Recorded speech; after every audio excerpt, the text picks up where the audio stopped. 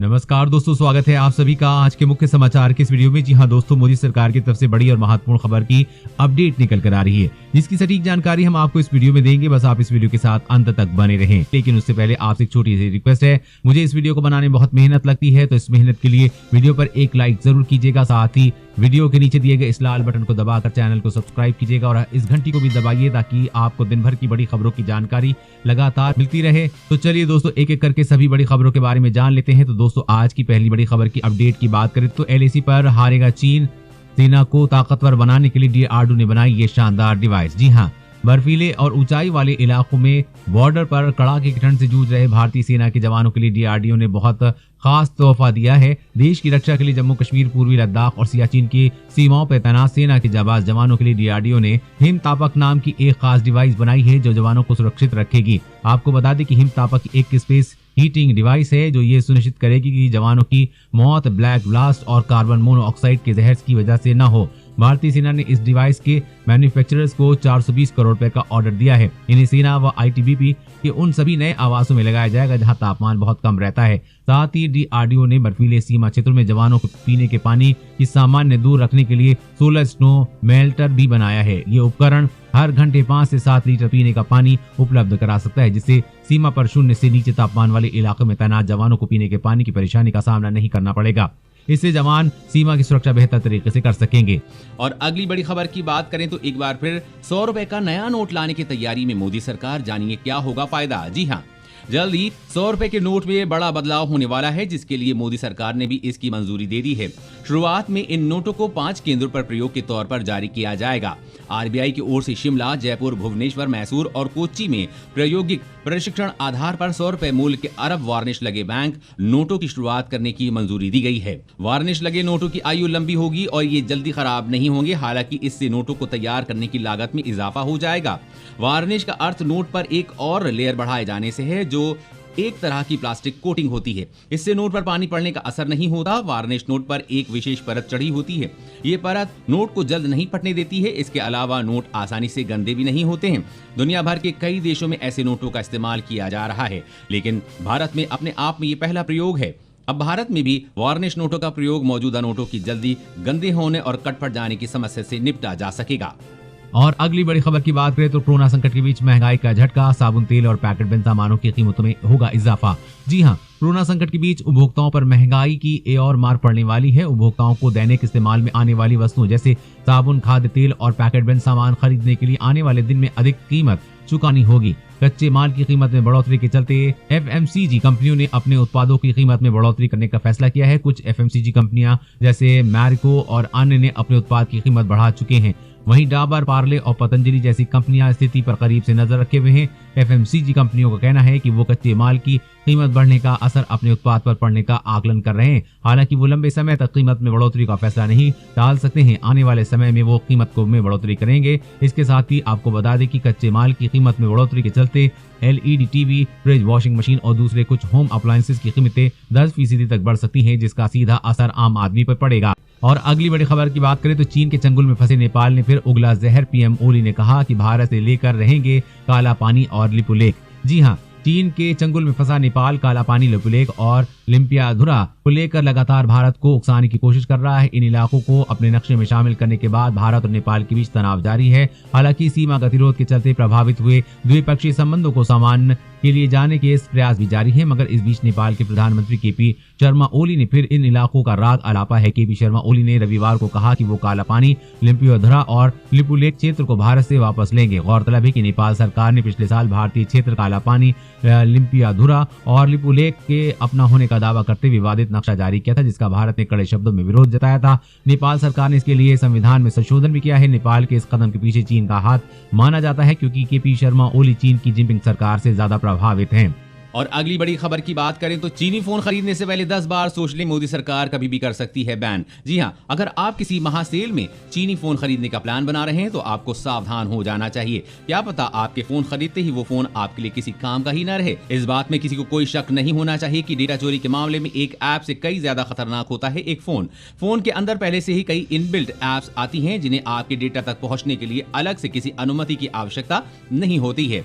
आप जैसे ही उस फोन में अपनी जीमेल आईडी से लॉगिन करते हैं, तुरंत आपका डेटा उस फोन के सर्वर में पहुंच जाता है। उस फोन में पहले से इंस्टॉल सभी ऐप्स को आपके डेटा तक पहुंच मिल जाती है। इतना ही नहीं, ऐसे ऐप्स आपकी अनुमति के बिना आपके फोन के माइक्रोफोन और कैमरा को भी इस्तेमाल कर लेते हैं। ऐसे में अब सरकार किसी भी वक्त देश में चीनी मोबाइल को बैन करने का फैसला ले सकती है। वैसे दोस्तों, भारत में चीनी मोबाइल फोन को बैन कर देना चाहिए या नहीं, नीचे कॉमेंट करके जरूर बताइएगा। और अगली बड़ी खबर की बात करें, फेसबुक और व्हाट्सएप पर बैन लगाने की मांग, कैट ने सरकार को लिखा पत्र, जल्द हो सकता है बड़ा ऐलान। जी हाँ, खुदरा कारोबारियों के संगठन confederation of all India traders यानी कि कैट ने सरकार से इंस्टेंट मैसेजिंग ऐप व्हाट्सएप और उसकी मूल कंपनी फेसबुक के ऊपर रोक लगाने की मांग की है। कैट ने सूचना एवं प्रौद्योगिकी मंत्री रविशंकर प्रसाद को एक पत्र लिखकर ये मांग की है। कैट ने व्हाट्सएप की नई प्राइवेसी पॉलिसी पर चिंता जाहिर करते हुए कहा कि उसे लागू करने से रोका जाना चाहिए या फिर उस पर पूरी तरह से रोक लगा दी जानी चाहिए।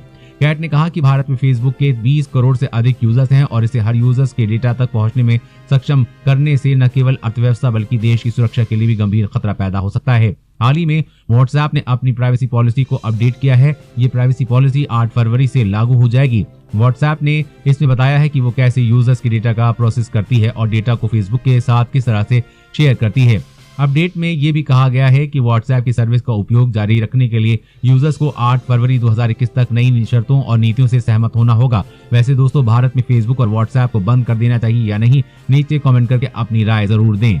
और अगली बड़ी खबर की बात करें तो 400 आतंकी एलओसी पार करने की फिराक में हैं। बड़े हमले के मिले संकेत, सेना कोने कोने पे तैनात। जी हां, पाकिस्तान कंगाली से बुरी तरह जूझ रहा है, लेकिन उसके बाद भी नापाक हरकत से बाज नहीं आ रहा है। अपने देश के हालातों को सुधारने के बजाय इमरान सरकार का ध्यान भारत में ही लगा रहता है। ऐसे में लाइन ऑफ कंट्रोल यानी कि एलओसी के पास लगभग 400 आतंकवादी लॉन्च पैड पर हैं। सीमा पर ये आतंकी सर्दियों में बर्फ और कोहरे का सहारा लेते हुए घुसपैठ की फिराक में लगे हुए हैं, लेकिन इस बारे में भारतीय सुरक्षा अधिकारियों का कहना है कि घुसपैठ रोधी ग्रिड आतंकियों के नापाक मंसूबों को विफल करने की दिशा में लगातार काम कर रही है। असल में भारत चीन सीमा गतिरोध के बाद से भारतीय सेना ने भारत पाकिस्तान सीमा पर सुरक्षा कड़ी कर दी है। इसके चलते अब आतंकी हर संभव कोशिश के बाद भी सीमा पार करने में विफल साबित हो रहे हैं।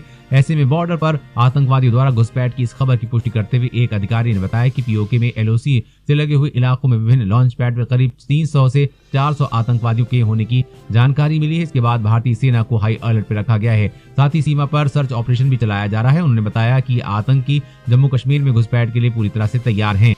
और अगली बड़ी खबर की बात करें तो नेपाल ने फिर छेड़ा असली अयोध्या राग। पीएम ओली ने भारत की तरह राम मंदिर बनाने के लिए दिए निर्देश। जी हां, नेपाल के प्रधानमंत्री केपी शर्मा ओली ने एक बार फिर असली अयोध्या का राग छेड़ दिया है। केपी शर्मा ओली ने नेपाल में भगवान राम का भव्य मंदिर बनाने की बात कही है। पिछले महीने उन्होंने भगवान राम का जन्मस्थान नेपाल में होने का दावा किया था। अब नेपाल के माडी में राम मंदिर निर्माण का फैसला किया गया है। ओली ने थोरी और माड़ी के स्थानीय जनप्रतिनिधियों को भव्य मंदिर बनाने के लिए योजना तैयार करने के निर्देश दिए हैं। ओली का दावा है कि भगवान राम का जन्म नेपाल के अयोध्यापुरी में हुआ था। उन्होंने माड़ी नगरपालिका का नाम बदलकर अयोध्यापुरी रखने का भी निर्देश दिया है। यहाँ के आसपास इलाके की जमीन का अधिग्रहण करके अयोध्या की तरह ही भव्य राम मंदिर बनाने को कहा गया है, जहाँ राम, सीता और लक्ष्मण की मूर्ति भी स्थापित होगी। साथ ही उन्होंने कहा कि भारत में बनने वाला राम मंदिर नकली है, क्योंकि भगवान राम का जन्म नेपाल में हुआ था और असली राम मंदिर नेपाल में बनेगा।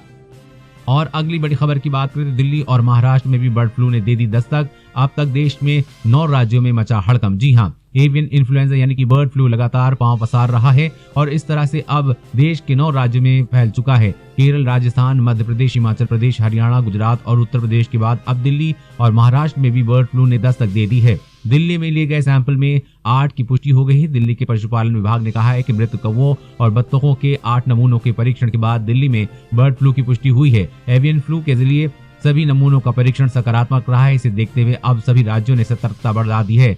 देश में बर्ड फ्लू के बढ़ते प्रकोप को देखते हुए केंद्र सरकार हरकत में आ गई है। महाराष्ट्र में भी बर्ड फ्लू की पुष्टि हुई है। इस तरह से महाराष्ट्र समेत देश के 9 राज्य बर्ड फ्लू की चपेट में आ चुके हैं। महाराष्ट्र के एक गांव में स्थित पोल्ट्री फार्म में करीब 800 मुर्गियों की मौत हो गई है, जिसके बाद इनके नमूने जांच के लिए भेजे गए हैं। इसमें सामने आया है कि मुर्गियों की मौत बर्ड फ्लू के कारण हुई है। रिपोर्ट सामने आती प्रशासन अलर्ट हो गया है। और अगली बड़ी खबर की बात करें तो खुशखबरी, ऑनलाइन क्लास करने के लिए इस राज्य के बच्चों को मिलेगा हर रोज 2 GB डेटा। मुख्यमंत्री ने किया ऐलान। जी हां, तमिलनाडु सरकार ने रविवार को छात्रों को ऑनलाइन क्लास करने के लिए डेटा स्कीम का ऐलान किया है, जिसमें से उन्हें रोज 2 GB डेटा दिया जाएगा। इस स्कीम के तहत करीब 10 लाख छात्रों को लाभ मिलेगा, जिनमें स्कूल और कॉलेज के अलावा स्कॉलरशिप फंडेड प्राइवेट कॉलेज के छात्र भी शामिल हैं। इस स्कीम को ऐलान करते हुए तमिलनाडु के मुख्यमंत्री के पलानी स्वामी ने कहा है कि छात्रों को ऑनलाइन कक्षाओं में भाग लेने में सक्षम करने के लिए राज्य सरकार ने सरकार और अनुदानित कला और विज्ञान महाविद्यालयों, पॉलिटेक्निक्स, इंजीनियरों कॉलेजों और स्कॉलरशिप फंडेड प्राइवेट कॉलेजों के छात्रों को प्रतिदिन 2 GB डेटा मुफ्त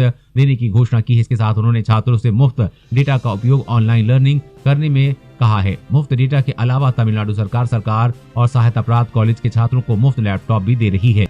दोस्तों, आज की खबरों में बस इतना ही। इसी तरह हर रोज काम की खबरें जानने के लिए आप हमेशा हमारे साथ जुड़े रहें। हमारे साथ जुड़ने के लिए वीडियो के नीचे दिए गए लाल बटन को दबाएं और साथ ही इस घंटी को भी दबाइए ताकि आपको हर खबर की सटीक जानकारी मिल सके। जय हिंद, धन्यवाद।